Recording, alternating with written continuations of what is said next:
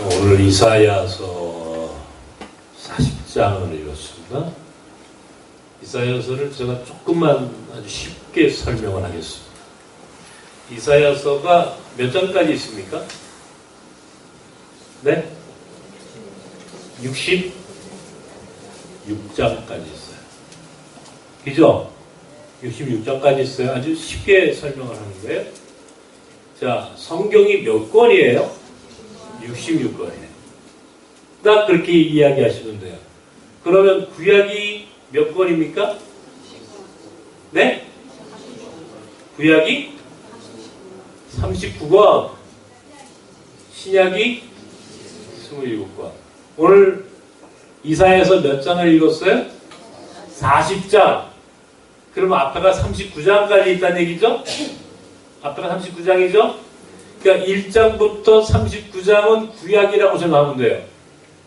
이야기 됐죠? 그러면 뒤에 40장부터 나머지 66장까지는 신약이다. 너무 쉽죠?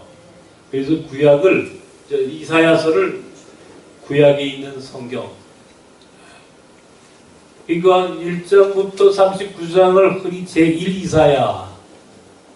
이사야서, 40장부터 54장까지를 제2, 제3 이런 식으로 나누는데 그건 여러분들 알 거 없어요. 그냥 이사야서 그 책 한 권에 성경이 들어가 있다.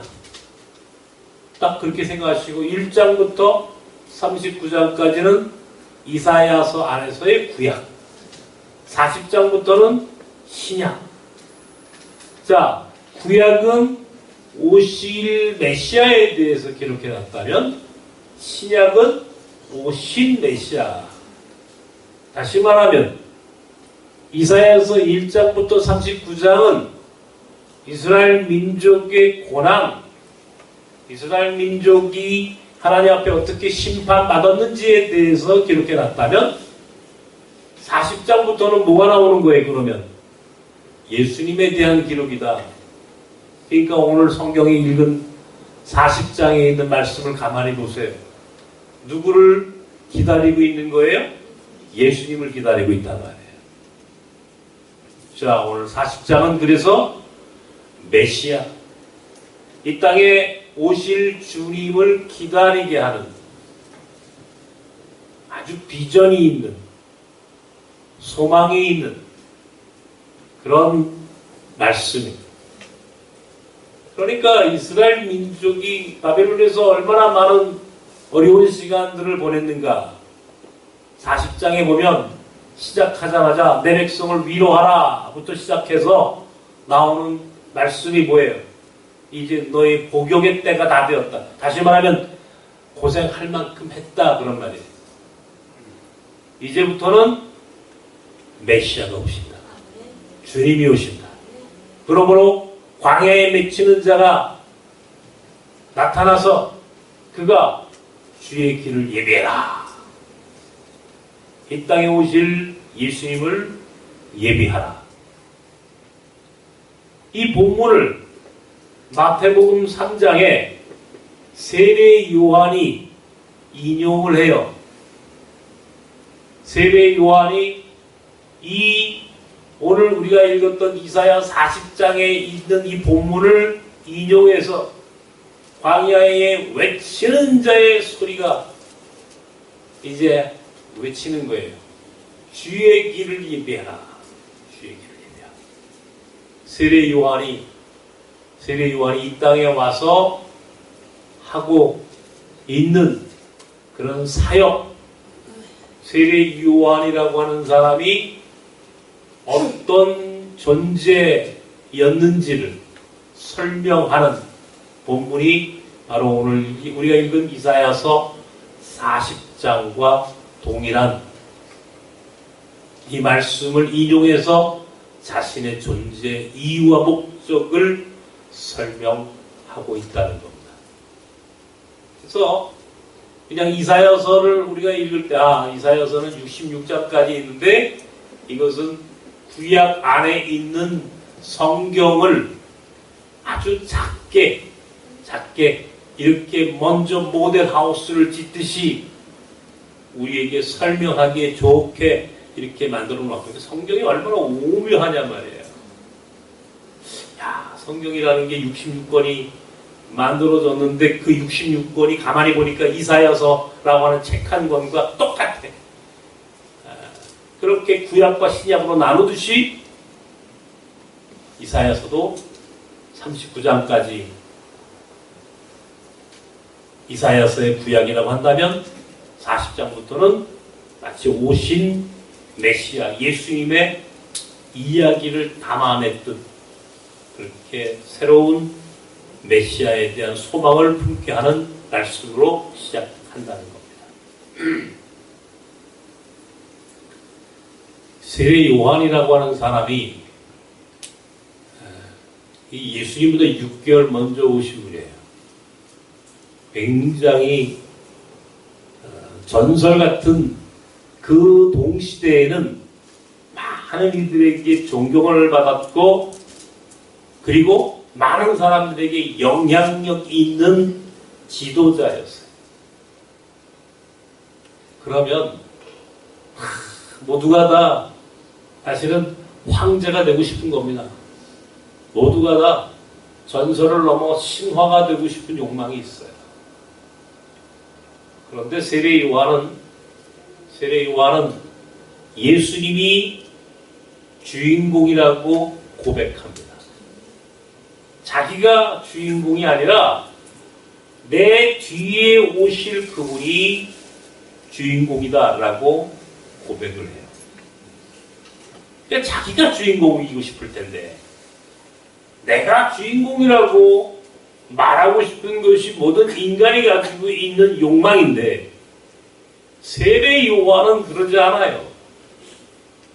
세례 요한이라고 하는 사람은 충분히 그럴 만한 위치에 있는 그런 리더십과 탁월한 선지자적인 그런 역할을 할 수 있는 그런 사람이었음에도 불구하고 그는 자신이 주인공이 아니라 자신은 뒤에 오실 그분 예수님의 신발끈을 풀기에도 감당하지 못한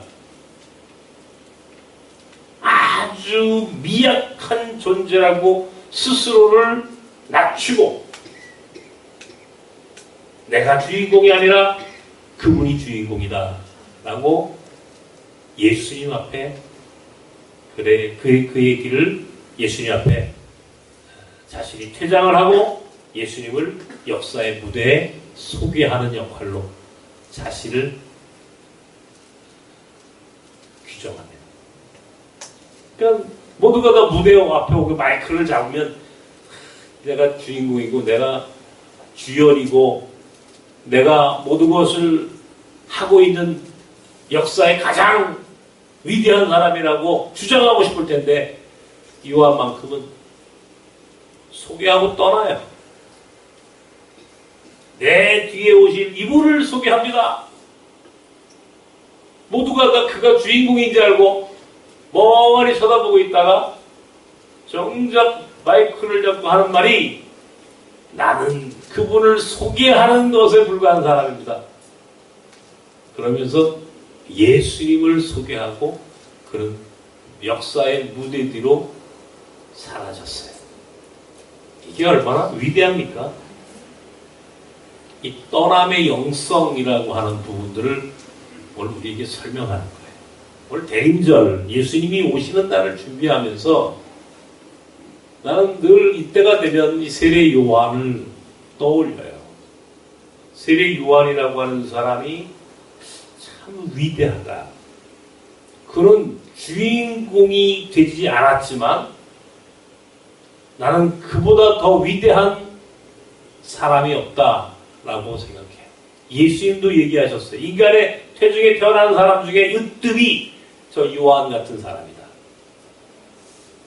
저보다 뛰어난 사람이 없다. 저보다 위대한 사람이 없다라고 예수님도 스스로 인정해 주셨던 분이 세례 요한이에요. 세례 요한의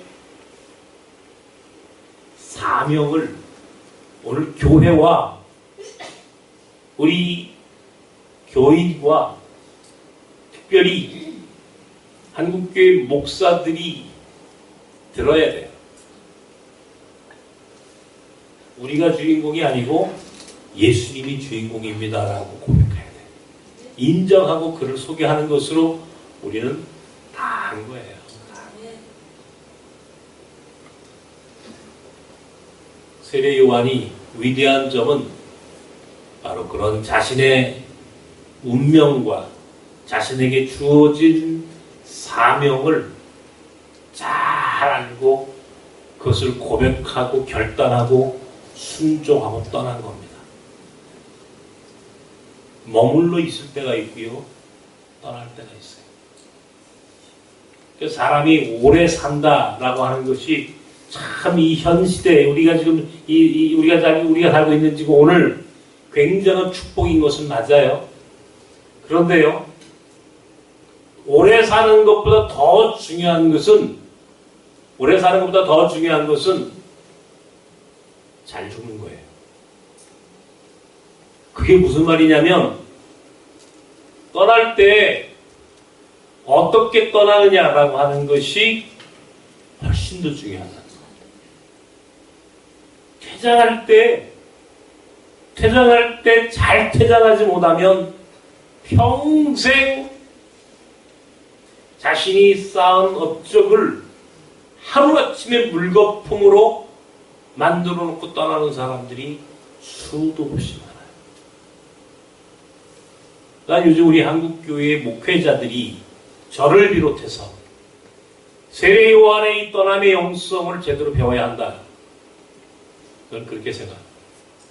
세례 요한에게서 한국교회 목회자들이 정말 어떻게 살고 어떻게 떠나야 하는지를 배우지 못하면 아무리 목회를 잘하고 아무리 큰 교회를 세웠다 하더라도 결코 그에게 역사는 좋은 평가를 하지 않는다 하는 것이죠. 저는 개인적으로 특별히 좋아하는 목사도 제가 따르고 본이 되는 목사도 저는 별로 많지 않아요. 제가 교만해서가 아니고, 근데 그 중에 그래도 한 분을 뽑으라고 한다면 저는 한경주 목사님이 그런 분이라고 생각합니다. 늘 그런 고백을 합니다만은 그분이 무슨 대단히 영락교회라고는 엄청난 교회를 세워서 위대한 게 아니에요. 전 별로 그런 데 관심도 없을 뿐더러 그것을 위대하다고 생각하지도 않아요, 솔직히. 그분은 자기 스스로 굉장히 많은 역사적인 과오를 저질렀다고 고백을 합니다. 미국에서 템플턴 상을 수상하셨을 때에 그가 상을 받는 그 자리에서 자신이 일제강점기에 신사참배에 참여했노라고 자신의 허물을 고백해요. 자신이 북한에 있을 때에 사회민주당을 창당을 하고 굉장히 중요한 역할을 합니다. 고당 조만식 선생과 더불어. 물론 그것이 잘못된 것은 아니지만 어찌되었든 간에 그는 그것도 자신의 과오 중에 하나라고 인정을 해요. 제주 4.3 사건의 영락교회 서북청년단이 가서 엄청난 제주도의 양민을 학살하는 일도 사실은 그에게는 큰 허물이 많은 이들을 죽었어요. 적게는 3만 명에서 많게는 8만 명의 제주도민이 기독교 청년들, 서북청년단이라고 하는 이북에서 내려온 기독교 청년들에 의하여 학살을 당합니다. 거기에서 결코 자유롭지 못한 분이 한 목사님이에요. 군사 독재 시절에 그런 독재자들을 위한 기도회를 주최했어요. 누가 뭐래도 그것을 잘했다고 칭찬할 사람은 없는 거예요. 그럼에도 불구하고 그런 수많은 인간적인 허물이 있었음에도 불구하고 그를 한국교회의 가장 위대했던 목회자로 인정할 수 있었던 가장 중요한 이유는 아름답게 떠난 거예요. 떠날 때 떠날 줄 아는 영성. 그건 대단한 영성이에요. 왜? 그건 용기거든요. 용기. 자신의 것을 내려놓을 수 있는 용기. 자신의 기득권을 포기할 수 있는 용기야말로 인간이 가지고 있는 최고의 용기 중에 하나입니다. 바로 그 용기가 믿음이에요. 한 목사님은 그렇게 큰 교회를 세웠고 많은 기득권을 가진 목회자임에도 불구하고 그는 조금도 미련 없이 자신이 가야 할 길이 어딘지를 알고 떠나요. 그래서 아직도 우리는 한국교회의 가장 위대한 목회자 한경직 목사님을 기억하는 겁니다. 그런데 보십시오. 오늘 우리 한국교회 대형 교회가 왜 오늘 한국교회의 리스크가 되어 있는지, 한국교회의 위기는 어디서 시작되었는가 보십시오. 우리 교단에 가장 큰, 세계에서 가장 큰 교회라는 명성교회의 문제를 오늘 한국 교회는 물론이고 우리 사회가 주목하고 좀 바라보고 있어요. 우리 총회가 지난 9월에 있었던 103기 총회가 분명히 명성교회 세습은 위법한 것이다. 재심을 하라라고 명령했음에도 불구하고 조금도 변하지 않아요.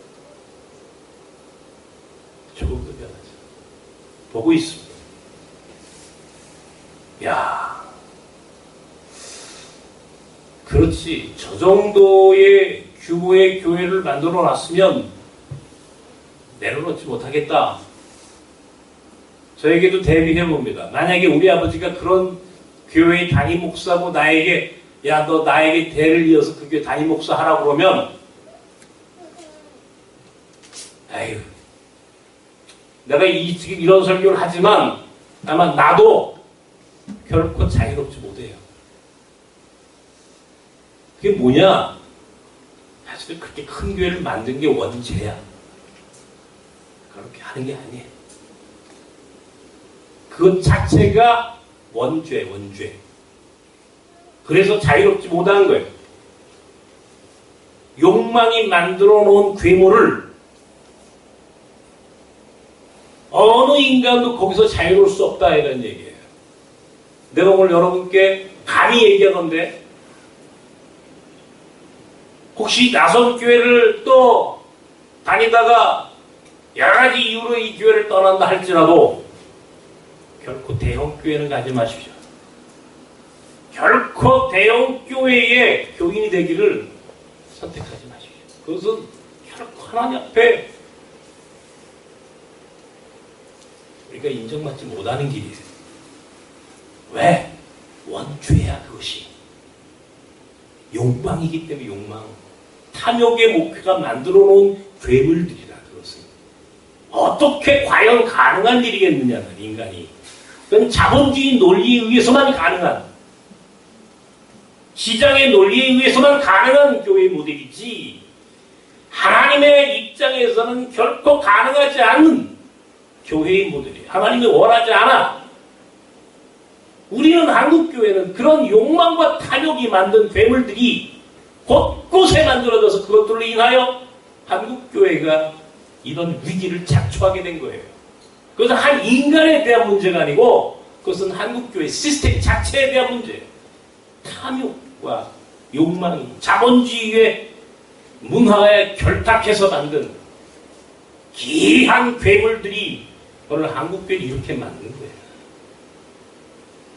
나는 그들을 비난하거나 비판하는 게 아니에요. 다만 그럼에도 불구하고 한경직이라고 하는 위대한 목회자를 보면서 야, 참 어려운 일이지만 우리도 그렇게 해야 하지 않겠느냐. 그것이 세례 요한이라고 하는 사람이 예수님과 역사의 무대를 누가 차지할 것인지를 틀림없이 다투었을 그런 시대에서 그는 예수 앞에 나는 주인공이 아닙니다. 저가 주인공입니다 라고 자신을 내려놓고 떠날 줄 알았다라고 하는 그 말씀 속에서 오늘 우리가 어떻게 살아야 하는지를 알게 하는 거예요. 떠나야 돼요. 근데 지금 교회가 하물며 등신대를 만들고, 등신대가 뭔지 알아요? 똑같은 얼굴, 똑같은 몸을 인형을 하나 만들어 놓고 교인들이 사진을 찍는가, 우리 목사님하고 사진 찍는다고. 그걸 만들어 놓고 교인들이 거기 사진을 찍는다는 거 아니에요.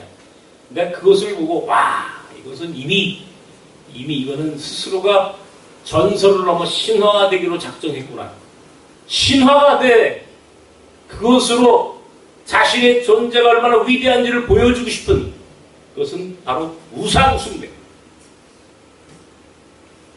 여러분, 왜 문선명과 한국 교회 안에 그런 수많은 이단자들이 나왔는지 아십니까? 이단이 뭐예요? 이단이 다른 게 아니야. 이단은 예수님의 자리에 자기가 올라가는 거야. 예수님의 자리에 교주가 올라가는 거야. 예수님의 자리에 목사가 올라가는 거야. 그게 이단이야. 다른 게 이단이 아니야.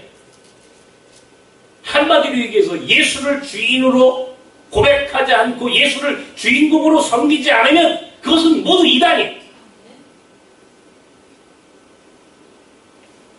한국교회의 그런 의미에서 볼 때는 사실은 이단이라고 할 수 있는 자들이 너무 많아.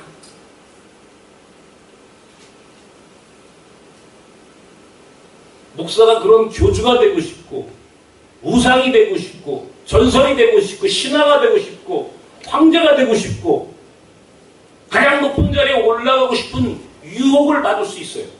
틀림없이. 자유롭지 않다니까요. 모두가 다 그런 유혹 가운데 있어요. 그러나 그럼에도 마지막 순간에는 무릎을 꿇어야 하고 마지막 순간에는 당신이 주인공입니다 라고 포기하고 내려올 수 있는 마지막 용기만은 남겨둬야 돼요. 안타깝게도 오늘 한국교회가 그런 떠남의 영성을 다 잃어버렸어요. 목회자들이. 저도 이게 우리 교회가 제가 떠난다고 여러분이 잡지는 않겠지만 그죠?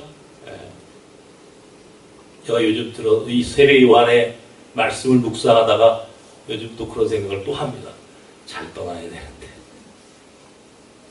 떠날 때 떠날 줄 알아야 되는데 언제 떠날까 혼자 생각합니다. 잠이 오지 않으니까 더 많아 그런 생각이. 언제 떠날까?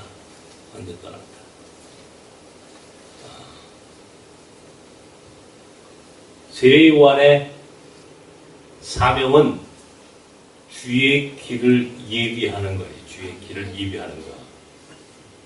주의 길을 예비한다. 이게 뭐예요? 그는 길 닦는 사람이야, 그냥. 다시 말하면 오늘 예수님의 재림을 기다리는 교회와 그 안에 있는 자들은 길을 닦는 사람이에요. 길 닦는 사람 이상 이하도 아니에요. 아무것도 아니에요. 우리는 예수님이 오시는 그 길을 닦는 사람이라. 길이 돼야 되는 거야, 길. 나섬이 늘 제가 얘기하죠. 성 쌓지 말고 길을 만들어라. 또 여기에 나오는 거야, 이 얘기가. 우리의 사명은 성이 아니라 길 닦는 겁니다. 근데 어느 순간에 우리 한국교회는 성을 쌓고 목사가 황제가 되려고 그래. 이게 여기서부터 어긋난 거야. 이미 끝난 거야. 한국교회 미래가 암담한 거야, 지금. 성 쌓고 황제가 되기에 급급한데. 아니, 세례 요한을 통해서 보여주신 말씀이 뭐예요? 예수님이 오시는 그 왕의 대로를 준비해야 될 거 아니야. 왕이 오신다고 했잖아. 그럼 왕이 오시는 길을 만들어야 될 거 아니냐고. 길 만드는 게 우리가 할 일인데, 우리는 성 쌓고 그 안에 딱 들어가서 황제가 되어 있는 거야. 그리고는 꼼짝도 하지. 길이 무슨 길이냐 말이야. 어마어마한 예배당 줘놓고요. 예? 그 안에 가서 황제 노릇을 하는 게 한국교회 목사들이 꿈꾸는 목회 성공의 비전이야.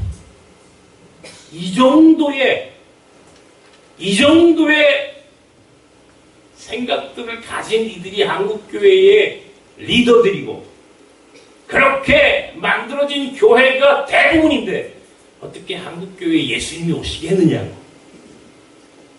재림을 아무리 기다리고 초를 펴놓고 초가 하나 둘 셋 넷 카운트를 하고 매년 12월 이맘때마다 재림절 대강절을 부르짖고 매일 그렇게 기도를 하고 그렇게 설교를 한들 무슨 예수님이 오시겠느냐고. 예수가 오시려면 그가 오실 수 있는 길을 만들어야 될 거 아니냐 말이에요. 그러면 그 사명을 감당해야지. 길 만드는 사명을. 길이 아니잖아. 길이 없잖아.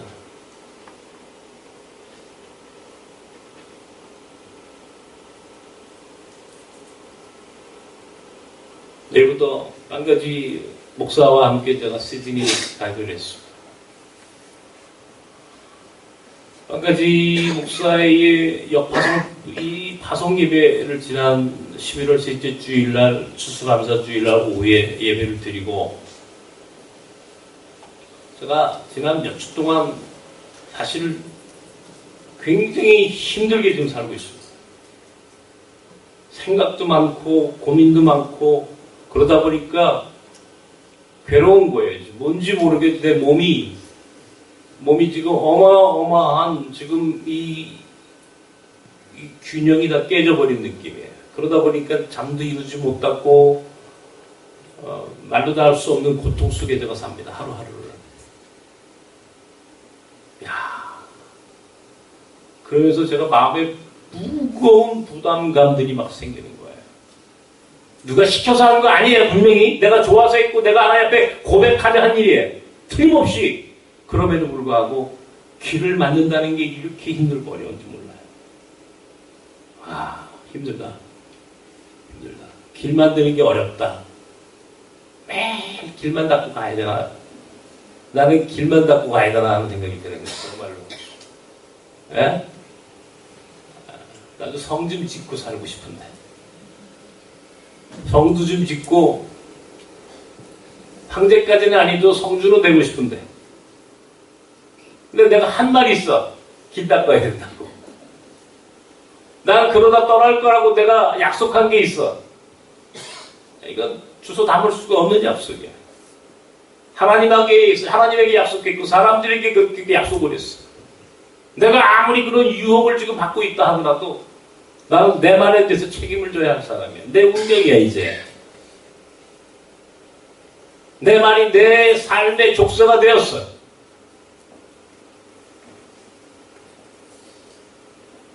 앉아 쉬고 싶고 멈추고 싶은 유혹이 내게 왜 없겠느냐. 근데 요즘은 그런 생각이 들어요. 이게 죽는 날까지는 이렇게 살다가 죽어야 되는구나. 죽는 날이 노는 날이 쉬는 날이구나. 죽는 날이 내가 우리 스태프들한테 내가 가끔 그랬거든요. 내가 고 목사님 지금 병원에 이제 2주째 입원하고 계시는데 맨날 허리 아파가지고 목사님 나 수술도 받아야 되고 죽으면 다 쉬어. 내가 그랬거든요. 근데 이게 보니까 농담이 아니고요. 진짜야. 내가 그럴 운명이로구나 하는 생각이 드는 거예요. 내가 죽는 날이 그때서야 내가 두 발 뻗고 쉬겠구나. 참 힘들어요. 길 닦는다는 게 어려운 일입니다. 그럼에도 불구하고 또 길을 닦아요. 길을 닦아야 돼요. 네? 제가 지난번에도 설교 시간에도 얘기했지만 1월 달에 베트남에 트하 선교사가 있는 곳으로 선교 탐방을 갑니다. 요즘은 이제 베트남 생각을 많이 하거든요. 트하라고 하는 한 사람의 선교사를 키워서 보내고 이제 그를 통해서 하나님 새로운 베트남 선교의 길을 개척해야 되는데 어떻게 해야 합니까? 또 어떻게 어떤 길을 또 만들어야 합니까? 라고 이렇게 기도하면서 꿈을 또 꿔요. 근데 자꾸 하나님이 그런 비전을 주세요. 마음속에 학교를 세워라. 학교를 세워. 이게 왜 그 비전을 주시냐면은 자 세례 요한에게 주의 길을 예비하라. 분명히 그렇게 이사야서 40장과 마태복음 3장에서 세례 요한 같은 예수 그리스도가 오실 길을 예비하는 자들에게 주신 사명이 주어지는데 어떤 길이냐 그러면 그럼 그 길을 닦는다는 게 무슨 의미냐 이런 말이에요. 길을 닦는다는 게 뭐냐 말이에요. 평탄케 하라는 거예요. 높은 산은 깎고 깊은 골짜기는 도두어서 울퉁불퉁한 게 없는 평탄한 길을 만들라는 거예요. 굉장히 중요한 메시지예요. 교회가 존재하는 데가 뭐냐? 예수를 믿는다는 말이 뭐냐 말이에요. 우리가 예수 그리스도의 재림을 기다리는 공동체입니다. 교회가 괜히 만들어진 게 아니에요. 예수 그리스도가 부활하시고 그가 승천하시면서 내가 곧 오리라. 내가 곧 오리라고 하는 말씀에 의지해서 만들어진 공동체가 교회야. 그런데 그렇게 오신다고 약속하셨던 예수의 재림이 2000년을 기다려도 아직 오지 않았어. 재림이 지연된 거야. 계속 지연돼가지고 지금 여기까지 왔다고. 예수가 재림을 기다리는 자들에게 교회라고 하는 공동체를 통해서 만들려고 하는 그 하나님 나라의 모델이 뭐냐고요. 예수의 재림을 기다리는 자들이 할 일이 뭐냐고요. 오늘 이사야서 40장과 마태복음 3장에 있는 주의 길을 예비하라. 그 길은 평탄케 하라. 평탄케 하라. 산은 깎고 고런 복도자서 울퉁불퉁한 길이 없도록 왕이 마차를 타고 달려도 얼마든지 전속력으로 질주할 수 있도록 울퉁불퉁한 길이 없도록 완벽하게 길을 다 돌아가요. 길을 닦아라. 고속도로처럼. 오늘 제가 미션 하이웨이와 2019년이라고 하는 노마드 톡 오늘 함께 할 겁니다. 미션 하이웨이라고 하는 이름을 정했어요. 왜 거기에 하이웨이, 고속도로에 고속도로. 그냥 웨이, 그냥 길이 아니라 예수님이 오시기를 원하는 길은 울퉁불퉁한 길이 아니에요. 고속도로야. 고속도로야. 그 길을 하나님의 아들 예수께서 이 땅에 다시 오셔서 가고 싶으신, 가야 할 그 길이야. 그게 우리가 준비해야 할 왕의 대로야. 선교라는 게 뭐냐고요? 선교라는 게 뭐냐고요? 복음이 들어가서 그 복음을 통해서 그 길이 놓여지는 거야. 평탄케 되는 거야. 울퉁불퉁한 높낮이가 있는 공평하고 불공정한 이런 세상이 아니라 공평하고 평등한 세상을 만들라는 거야. 공평하고 평등한 세상.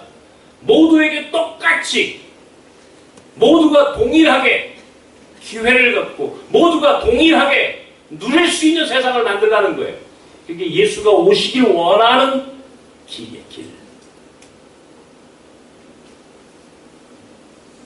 그것이 교회와 믿는 사람들이 살아야 할 삶이고 만들어야 할 하나님 나라의 모델이. 그런데 세상은 울퉁불퉁해. 갈수록 더 울퉁불퉁해. 도대체 어떻게 해야 되는 거냐고요. 경제학자들이 딱 여러분 세 사람의 경제학자만 외우면 사실은 웬만한 경제학 이론을 다 공부한 거예요. 첫 번째 위대한 경제학자는 아담 스미스라고 하는 사람이에요. 두 번째는 케인즈라고 하는 사람이에요. 세 번째는 칼 마르크스라는 사람이에요. 이 사람들이 경제학자예요. 인류 역사상 가장 위대한 경제학자들이에요. 이 사람들이 와서 하려고 했던 게 뭐예요? 세상을 어떻게 해야만이 잘 살 수 있을까? 세상을 어떻게 해야만이 공정하게 평등하게 모두가 잘 사는 세상으로 만들 수 있을까? 이것들을 연구해서 책을 쓰고 그 사람들의 대를 이어서 공부한 사람들이 지금 우리나라의 경제를 이끌어가는 사람들이고 그 사람들의 제자들이 학교마다 경제학교 학생들에게 공부를 가르치는 사람들이에요. 아담 스미스라고 하는 그 자본주의 시장 경제를 가리키는 사람. 보이지 않는 손. 그렇게 해서 모두가 잘 사는 세상이 되는 것. 그게 오늘 우리가 살고 있는 자본주의 시장 경제. 그러다 보니까 어떻게 됐어요? 울퉁불퉁해 너무 세상이. 야 이렇게 울퉁불퉁하면 안 돼. 잘 사는 사람은 더 잘 살고 못 사는 사람은 너무 못 살고 요즘 말로 얘기하면 양극화가 너무 심해지는 거야. 이것을 극복하기 위해서 나온 사람이 칼 마르크스예요. 19세기 중반에 그가 쓴 자본론이라고 하는 책을 통해서 사회주의, 공산주의 경제 체제를 사람들이 알게 되었어요. 그 이론을 당시에 러시아의 레닌이라고 하는 사람이 사회주의 혁명을 일으켰어요. 1917년 러시아에서 볼셰비키 혁명을 통해서 세계 최초의 사회주의 혁명을 일으켰습니다. 그리고 그들이 하려고 했던 세상은 소위 프롤레타리아 독재. 부자들의 돈은 끌어다가 그것을 강제로 끌어다가 모든 사람이 동등한 공평한 세상을 해야 됩니다라고 그렇게 가르쳐준 대로 그렇게 살아봤어. 70년 동안. 그런데 그렇게 살아봐도 세상은 평등이지 않더라는 거예요. 1990년대 사회주의의 깃발을 내렸어요. 강제로 사회주의 혁명을 통해서 피해 혁명을 통해서 평등한 세상을 만들어 보려고 했지만 그런 세상은 오지 않는다는 거예요. 케인즈라고 하는 사람은 아마 그 중간에서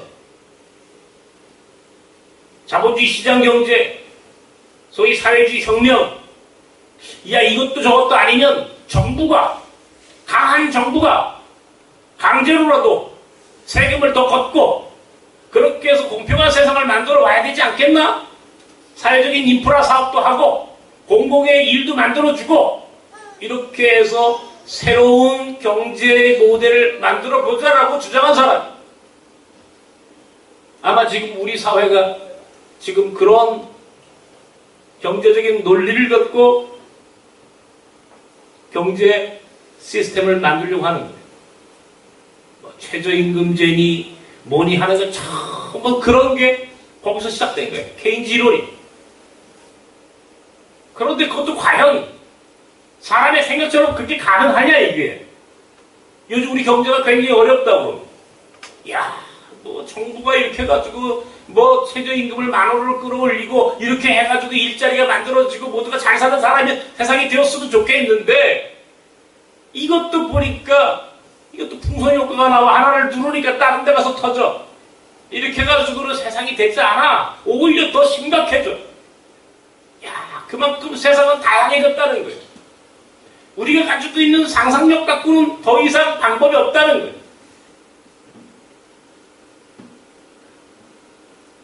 무엇으로만 가능할 수 있느냐 말이죠. 바로 오늘 우리가 알고 있는 복음의 힘이 예수 그리스도께서 이 땅에 오시는 날을 기다리는, 재림하실 예수 그분을 기다리는 믿음을 가진 하나님의 사람들이 그렇게 하나님의 나라, 주님이 오실 그 길을 평탄하게 만들어야 할 사명자들이다, 이런 얘기야.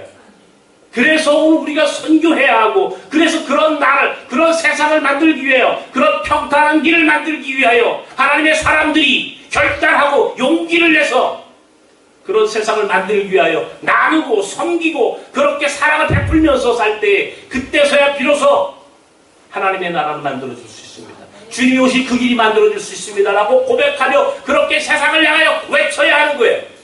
그런데 교회가 그렇게 하나님의 나라, 주의 길을 평탄케 하라, 그렇게 모두가 왕의 대로를 평탄케 하라라고 하는 그 말씀 앞에 우리가 순종하고 살아야 할 교회가 더 양화가 되었어요. 대형 교회는 더 커져버리고, 작은 교회는 아무런 능력이 없는 작은 교회로 추락. 대형 교회 목사는 황제가 되고, 작은 교회 목사는 길거리에서 대리기사를 하고 있어요. 평신도가 깨지 않으면, 한국교회 평신도가 스스로 자각하지 않으면 주의 길이 평탄케 될 수 없어요. 이제 더 이상 이렇게 해서는 안 돼. 이렇게 해서는 안 돼. 그래서 내가 주장하는 게 한국교회 11조 나눔 재단을 만들어야 한다. 결국 돈이 문제야, 돈이. 돈 때문에 대형교회를 만들려고 하고, 돈 때문에 세습하는 것이고, 돈 때문에 교회가 우상화되는 거예요. 돈의 문제를 분명하게 새롭게 짚고 가지 않으면 안 된다. 그렇게 주장을 합니다. 물론 내 말을 누가 들어주지 않아. 나는 그럴 힘도 없는 목소리. 그러나 그럼에도 나는 외쳐. 또 외칩니다. 한국교회 11조 나눔재단을 만들어서 모든 교인들이 투명하게, 공정하게 돈이 관리되어야 한다. 하나님의 나라를 위하여, 주의 길이 평탄하게 되는 일을 위하여 한국교회 그 돈이 쓰여져야만 한다. 그런데 과연 그렇게 돈이 쓰여지고 있느냐고요. 수백억의 비자금을 만들고 그런 돈으로 부동산 투기를 하는 오늘 한국교회가 있는 한 한국교회 미래는 없다.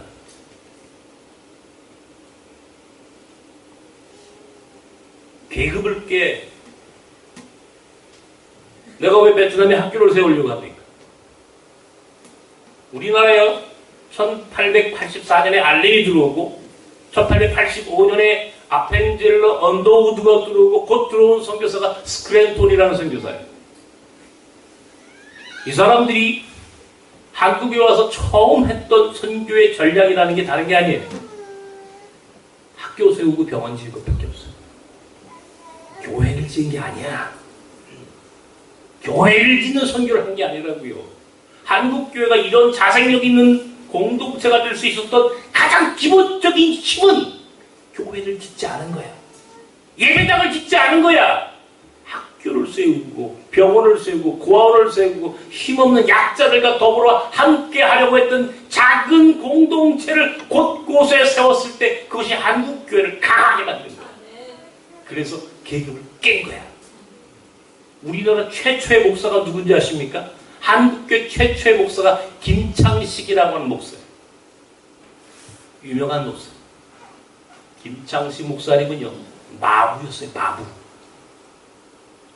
네? 우리나라 최초의 목사가 마부야, 마부. 말 끄는 마부.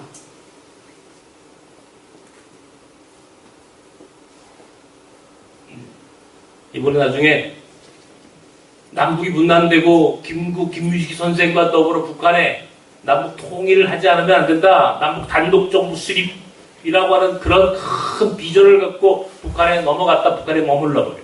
그리고 북한 땅에 난 게 1959년인가 그가 북한 땅에 죽습니다. 원래 그분은 미국에 가 있다가 들어왔어요. 굉장히 훌륭한 목회자였어요. 그는 마부였다고요, 마부. 아주 낮은 계급이었어요. 우리 한국교회에 아주 많은 교회들 가운데 가장 영향력 있던 교회가요, 남대문 앞에 있는 상동교회입니다. 상동교회. 이 상동교회, 상동감리교회. 이 교회는 특별히 상동청년회라고 하는 상동교회 청년부가 굉장히 역할을 많이 합니다. 이 상동교회 청년회가 이 우리 한국 이 기독교 역사, 특별히 일제강점기에 굉장히 중요한, 그래서 상동교회 출신의 청년들이 처음에는 민족주의자로 나중에는 그들 중에 사회주의자로 흩어져 버려요. 상동교회 청년부가. 그 안에서 많은 청년들이 키워지는데 그들 중에 상당수가 민족주의자가 됩니다. 대표적인 사람이 누구예요? 이승만 같은 사람들. 남궁옥 장로 같은 분들. 남궁옥이 누구예요? 강원도 홍천에 가면 모곡이라고 하는데 무궁화 동산 세운 사람 있죠? 알죠? 홍천에. 양양 군수를 했던 분입니다. 그분이 바로 상동교회 출신이에요. 그 교회에 윤치호, 이동영, 이동휘, 한국교회 쟁쟁한 민족주의자들, 나중에 사회주의자로 전락한 사람들이 있었지만 그런 사람이 그 교회에서 커요. 그 교회에서 커요. 1945년 8월 15일이 되어서 남한의 지도자들이 이승만과 한국 안에 있는 지도자들이 제일 먼저 했던 것은 바로 그 교회의 목사였던 전덕기라고 하는 목사의 묘소에 가서 참배한 겁니다. 참배. 전덕기 목사 앞에 가서 기도를 해요. 그만큼 상동교회의 전덕기라고 하는 목회자가 굉장히 중요한 역할을 합니다. 한국 교회 역사뿐만 아니라 우리 일제강점기 한국 기독교 역사에서 굉장히 중요한 사람이에요. 감리교 목사예요. 근데 이 사람은 무슨 사람, 뭐 했던 사람이냐? 남대문 시장에서 숯하는 사람, 숯장사라. 양반이 아니라 이런 얘기예요. 스크랜톤이 아펜젤러가 처음 들어와서 세운 학교가 이화학당이에요. 이화학당. 그리고 배제학당. 그게 지금의 이화여고, 배제, 나중에 이화여대, 다 그렇게 학교를 세워서 여자들이 교육을 받을 수 있도록 해줬어요. 여자들이, 조선시대 여자들은요, 자기 이름이 없었다고. 지금처럼 예쁜 이름, 뭐, 최영신, 뭐 그런 이름 없었어요.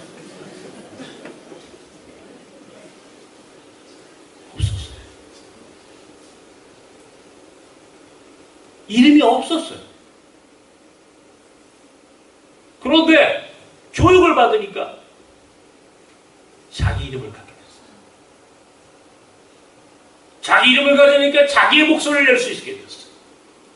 자기 목소리가 너무 커져가지고 요즘 남자들이 요즘 집에서 큰소리 치고 사십니까? 우리 여기 성도님들 큰소리 치고 사십니까? 아니 남자 성도님 얘기하는 거예요. 큰소리 치십니까? 장모님? 오래됐죠? 있어도 있는 둥만. 저는 뭐 이미 끝났고요.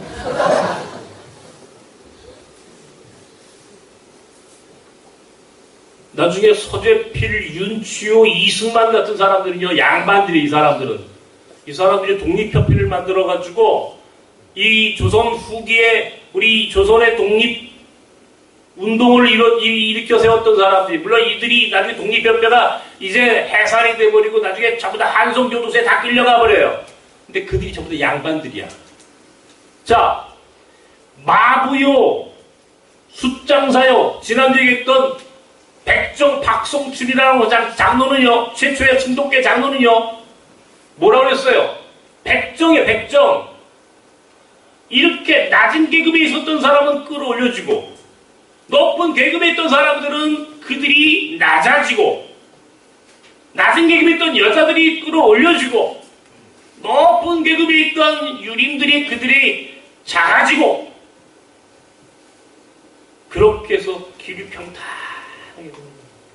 이게 오늘 대한민국이 자본주의 시장 경제는 물론이고 민주주의가 여기까지 오게 할 수 있었던 가장 중요한 이유입니다. 이유. 교회가, 기독교가 어떻게 살아야 하느냐 이런 얘기예요. 인도는 그렇지 않다고 그랬죠, 제가. 인도는 지난 2000년 동안 복음이 들어가서도 아직 카스트, 저 위에 브라만부터 저 밑에 북가쪽 천민들까지 울퉁불퉁해, 아직도.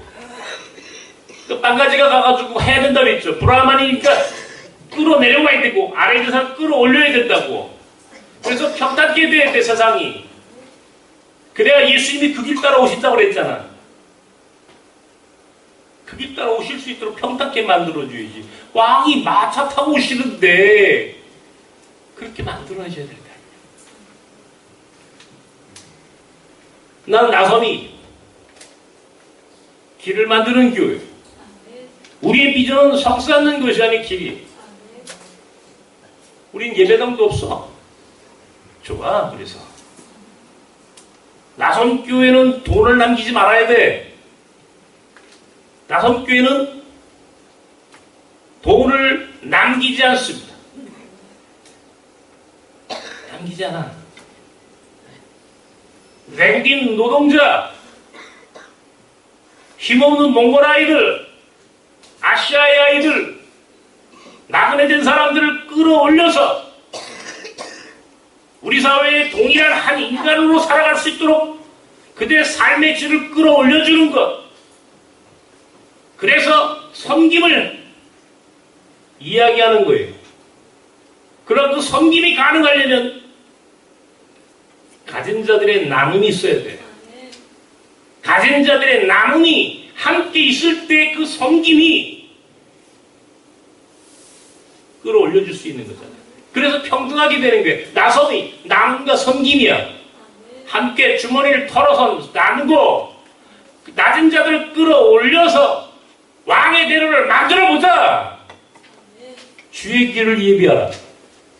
높은 산은 깎고 낮은 골짜기는 도두어서 울퉁불퉁한 길을, 널찍한 대로를 만들어야 우리 주님이 오시지 않겠느냐. 이사야서 40장에 이사야서 기자가 이야기했고, 그것을 세례 요한이 받아서 내 사명이 그런 사명이다. 그러므로 예수의 재림을 기다리는 한국교회요. 그렇게 부유함을 자랑하지 말고 함께 더불어 나누어서 왕의 대로를 만들 것이지, 성을 크게 쌓고 성 안에 황제가 되려고 하는 오늘 한국교회 안에 어떻게 예수가 오시겠느냐고. 어떻게 예수가 이 땅에 오셔서 우리를 구원하시겠느냐. 구원, 그런 교회에 존재하지 않습니다. 왜? 거긴 예수가 오지 않아. 예수가 오지 않아. 예수가 주인공이야. 내가 주인공이 아니라, 목사가 주인공이 아니라 예수가 주인공이야. 그 예수가 오셔야 그 길을 예비하는 것이 오늘 교회와 오늘 우리의 사명이야. 그 길은 울퉁불퉁한 것을 평탄케 하라는 거야. 나눔과 섬김으로 이 땅에 가난한 자도 부유한 자도 예수 앞에 서면 하나라고 고백하는, 바로 바울 사도의 그 고백처럼 유대인이나 이방인이나 여자나 남자나 부유한 자나 가난한 자나 누구든지 예수 안에서는 하나라, 예수 안에서는 동일하다라고 하는 그 고백처럼 오늘 한국교회가 그렇게 바뀌어지지 않는 한 예수는 재림하지 않아. 오실 수 없어. 2000년이 지나지면 오시지 않았던 것처럼 앞으로 또 2000년이 가도 그 예수는 오지 않을 거야. 바뀌어야 합니다. 오늘 교회와 믿는 자들이 변화되지 않으면, 예수가 오셔야 그 길을 예비하지 않으면, 그 길을 닦는 자들이 되지 않으면 예수는 이 땅에 오시지 않아요. 안타깝게도 오늘 우리는 그 원죄를, 지금 원죄의 딜레마에 빠졌어요. 교회가 대형화되고 성을 쌓고 목사가 황제가 되고 우상이 되어버리고 그걸 용인하는 교인들이 있는 한 한국교회에 희망은 없다.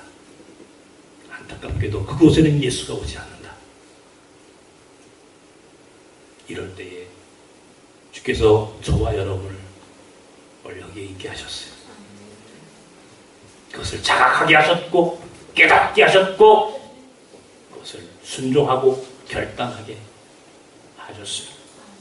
힘들지만 용기를 내야 하고 힘들지만 우리는 결단해야 하는 거예요. 그래서 예수가 오셔야 그 길을 준비하는, 예수님이 주인공입니다. 당신이 여기 오시옵소서, 마라나타 주여 어서 오시옵소서라고 간이 고백할 수 있는 공동체가 되려면 우리 공동체부터 비우고 결단하고 왕의 대로를 만들어가는, 주의 길을 예비하는, 주의 길을 평탄케 하는 그런 소중한 종말론적 공동체가 되는 것, 이것이 저와 나섬과 여러분에게 주어진 오늘 2018년 대림절 귀관해 주신 하나님의 말씀입니다. 기도합시다. 하나님, 예수가 주인공이며 그가 오셔야 할 길을 예비해야 하고 그 길을 닦는 것은 곧 울퉁불퉁한 길을 평탄케 하는 것이라 가르쳐 주신 오늘 이 말씀 앞에 우리를 돌아보며 주님 부끄러움과 안타까움으로 우리가 무릎을 꿇습니다. 우리는 비겁했고 우리는 용기가 없었으며 우리는 말씀 앞에 순종하지 못했던 불순종의 죄를 저질렀고 우리는 자본주의와 만모니즘에 빠져서 예수가 아닌 바알을 숭배했고 목사와 교회를, 그 교회를 브랜드화시켰고 그리고 그 교회에 브랜드화된 교회에 다니는 것을 마치 예수 믿는 것이라 착각하게 했던 오늘 한국교회의 이 어리석음 앞에 오늘 우리는 회개하며 다시 돌이켜 주께서 가라고 하신 그 길, 주의 길을 예비하는 삶, 왕의 대로를 평탄케 하는 일, 높은 산을 깎고 낮은 골짜기를 메꿔서 왕 되신 주님이 오실 그 길을 준비하는 나섬을 세우셨습니다. 그 길을 위하여 존재하는 오늘 우리 나섬이, 그리고 그 안에 속한 자들이 어떻게 살아야 하는지 다시 한번 대림절을 맞이해서 말씀 앞에 묵상하며 다시 한번 결단하고 순종하는 시간이 되게 하여 주옵소서. 예수님의 이름으로 기도하옵나이다. 아멘.